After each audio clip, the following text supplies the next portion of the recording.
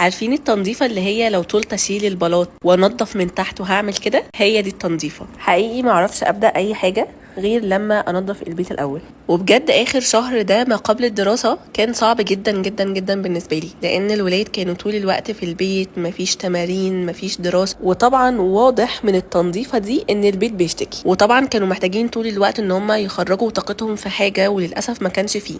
عشان كده بجد مبسوطة ان الدراسة هتشغل وقتهم بحاجة مفيدة، وعلى الأقل اليوم يبقى منظم ونقدر نشترك في تمارين براحتنا، وكمان نروح دروس قرآن. وبعد كل فترة صعبة بتعدي عليا في حياتي ببقى لازم أكافئ نفسي، وبالطريقة دي أنا بقول لنفسي شكرا. كل فترة بقى كده هتلاقوني بجيب لنفسي هدية من فيروزة بوتيك. بجد أنا بحبها قوي قوي قوي قوي، مش بس عشان بتجيب حاجتها من بره مصر، والحاجات بجد بتكون اوريجينال 100%، لا عشان كمان بتنزل العروض اللي بيعملوها البراندات الكبيرة اللي بتكون موجودة برا مصر، زي ترنديول والمواقع التركية والبراندات العالمية.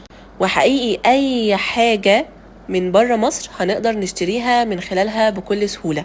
عشان كده طلبت منها شوية حاجات حرفيا غيروا من نفسيتي للأحسن. وعايزة أقول لكم بجد إن دي مش أول تجربة ليا، دي تقريبا تالت أو رابع تجربة ليا إن أنا أشتري من فيروزة. حبيت إن أنا أوريكم آخر مشترياتي منها.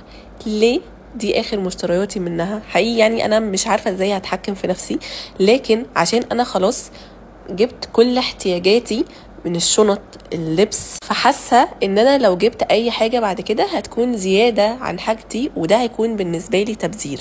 ودي نصيحه مني ليكم، ان انتوا دايما اشتروا الحاجه اللي انتوا محتاجينها، ومش عشان نفسك في حاجه تجري تشتريها حتى لو انت مش محتاجاها. سلام.